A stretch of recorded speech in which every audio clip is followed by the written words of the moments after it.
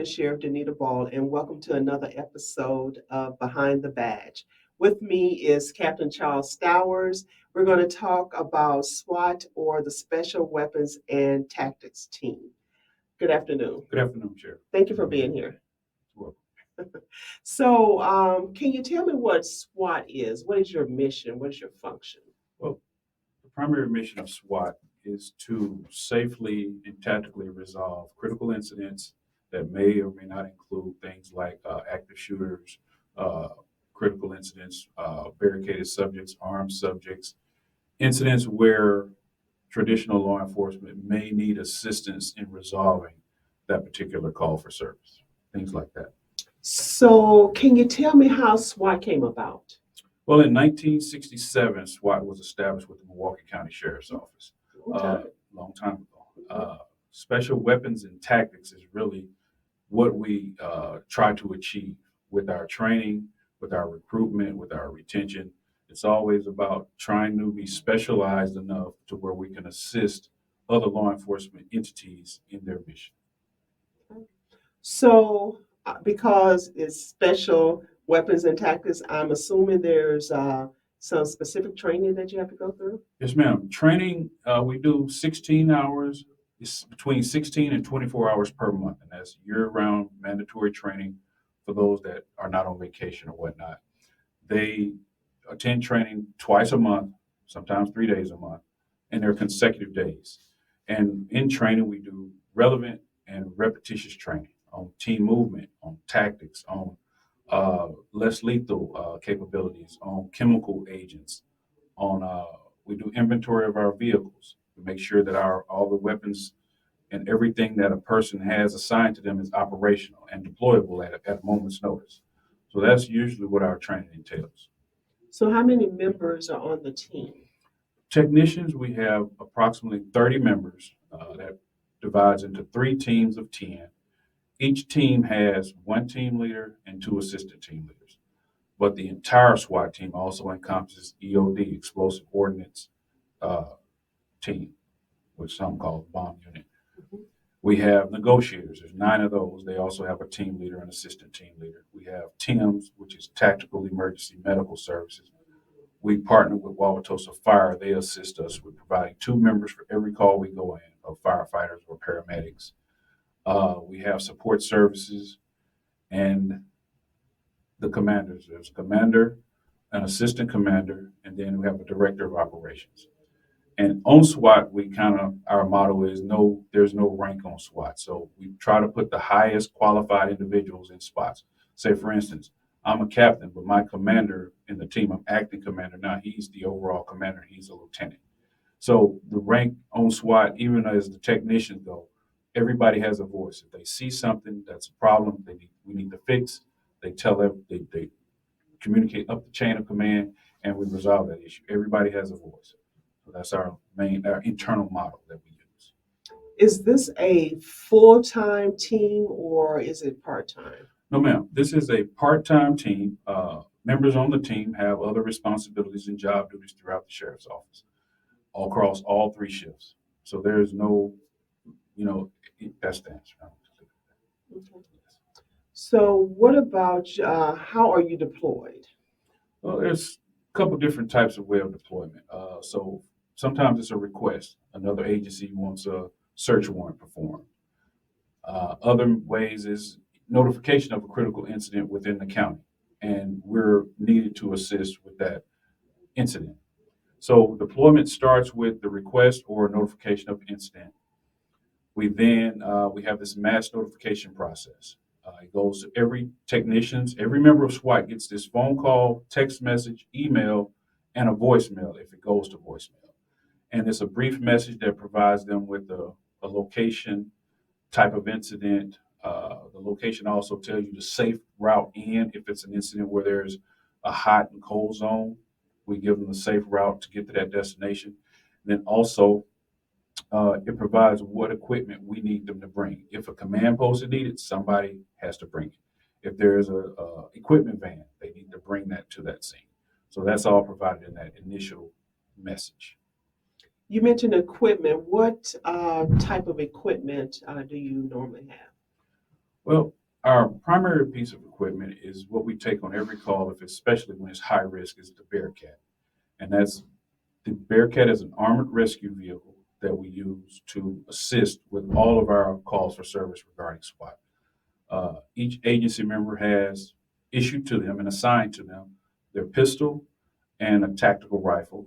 Snipers, they get one additional rifle with long range capabilities. They get gas masks. We have breaching entry tools, which could include like a ram, a Halligan tool. So we have kinetic tools, which use energy to defeat locks and doors. We have ladders. We have handheld ballistic protection as far as ballistic shields and ballistic blankets. The individual also has a hardcore vest. They have a hardcore and a softcore. In addition to that, they have what we call a plate carrier. Plate carrier is for more of a slim line. We want to be quicker more so than stealth. And it's a quicker way to respond, but it still provides the operator with some level of protection against firearms. Uh, we have the vans that we deploy in. And that's pretty much it for overall equipment.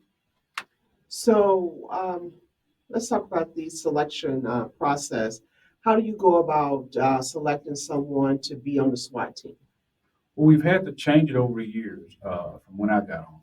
So now to cast a broader net to attract new candidates, we've changed the process. So the process is you have to be off probation now.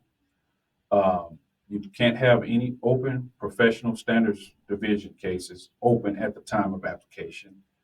And there is a no firearms prerequisite like it used to be. So, but there is a firearms portion attached to the physical agility test that you will have to pass in order to be considered, along with an interview. And that's the process. And the objective is because you only compare to the group of individuals that are applying with you, you have to try to be the best out of that group. It's not an overall or team average anymore. The group that you're interviewing with, the group of applicants, that's the group you want to try to be the top of that group. Okay. And so do you um, train with other agencies? Yes, we frequently train with the Milwaukee Police Department. They're our closest proximity to us. We share resources. If they need an extra Bearcat for their particular call for service, we'll share that with them. We've also trained in the past with Ozaukee County Sheriffs and DCI when it comes to explosive breaching. And also in the past, we've trained with FBI when it comes to linear assaults regarding trains and airplanes. Well, why is it important to train with other agencies or other groups? Well, it's the team concept. It's about sharing resources. It's about partnerships. It's about relationships. At the end of the day, we can pick up a phone and call an individual from one of these other agencies a lot quicker than we can sometimes go through the chain of command to try to request a piece of equipment or additional resource ahead of time. And we also know their tactics. We have our tactics. It's not overall, every agency doesn't do it all the same way all the time. So we get to know, they get to know our tendencies, we get to know their tendencies. If we enter a door a certain way and they enter a door a certain way, we team up, we know, hey, MPD is going to enter the door this way, or Sheriff's Office is going to breach a window this way. So those are things we'd like to know in advance of throwing a team together with multi-jurisdictional assets and not knowing how they do certain things. And also, we just had the GOP debate. Were you a part of that, and will you be a part of the RNC when it comes? Yes, for the debate that just occurred, we were pretty much in a standby mode. Milwaukee Police Department, initially there was a request for us, but they felt that if needed, we would be called. So we were on standby, more or less. For any dignitary protection, we always provide overwatch for any presidential or any high-level VIP dignitary that comes to the city. Our SWAT team provides overwatch for that visit. For the RNC, if it's anything like the previous DNC, we will have some level of response or deployments related to that. Just not sure what they'll be. Okay.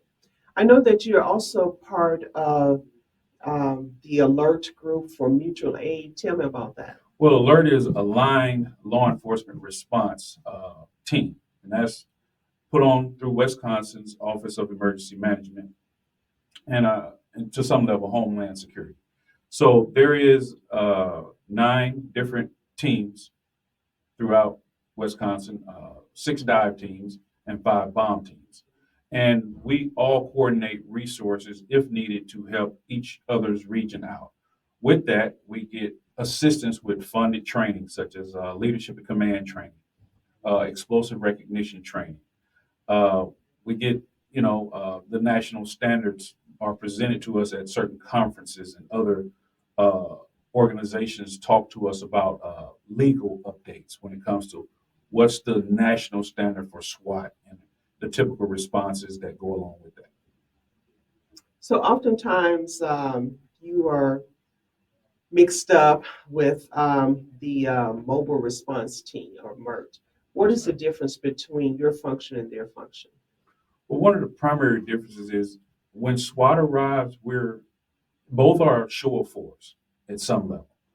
But when we arrive, it's more of a, like I said, our shore force is more of Potential for deadly force? yes. Okay. So it's more when SWAT arrives, there is a potential that there's a deadly force situation that's occurring or about to occur, and we have a little bit more protection from that type of attack or assault, and we have a few more resources than they have, and like we need to get through a door. I don't know if MERT has breaching capabilities. I don't think they do. We have breaching capabilities, all sorts of manner, and we have explosive breaching capabilities to enter a structure. And I'm not sure that MERT can enter a structure with our assistance. And to assist MERT, we've oftentimes been their arrest team or their cover officers, Mhm. just to provide that extra level of security for them, because sometimes they're hands free with shields and batons and chemical munitions, and there's no lethal cover downrange to protect them in case that situation goes from crowd control to civil unrest. Okay. Is there anything else that you think it's important that the public know about SWAT? But just one more thing, we do participate in community events related to Cops Camp. We do that every year for Law Enforcement Night. And Cops Camp is concerns of police survivors where an individual, most times a child or a young adult, who's lost a member of their family in the line of death, law enforcement death. And we always partner with them at their camp, whichever, because they usually use either one or the other two in Wisconsin. We respond to that camp. We take as much equipment as we can. We take as much personnel as we can take out there, just to show them, the equipment and devices and how it's used and whatnot. And we also do that in our own community within Milwaukee County at National Night Outs.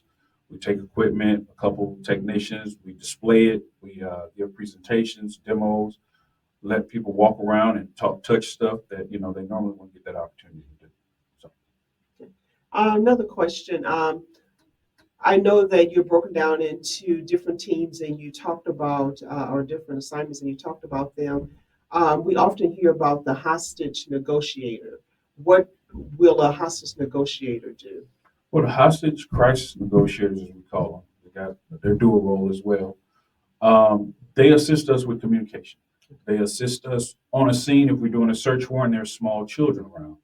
Sometimes they assist us because they go on every call we go on. They'll deal with the children while we're dealing with securing the residence, making sure the resident is safe to turn over to the investigating agency. So they have a lot of roles on the team, and we use them, and they're very, very helpful. So mostly in a hostage situation, they will be the primary communicator with the individual we're trying to uh, get compliant from, and that will be their number one role. Okay. Anything else you'd like to add? No, ma'am. Okay. Well, thank you so much. We are just thankful that Captain Stowers was able to join us, and hopefully, you got a better understanding of what SWAT does, why they do it, and how they do it. So, thank you so much, and look for another episode soon. Thank you.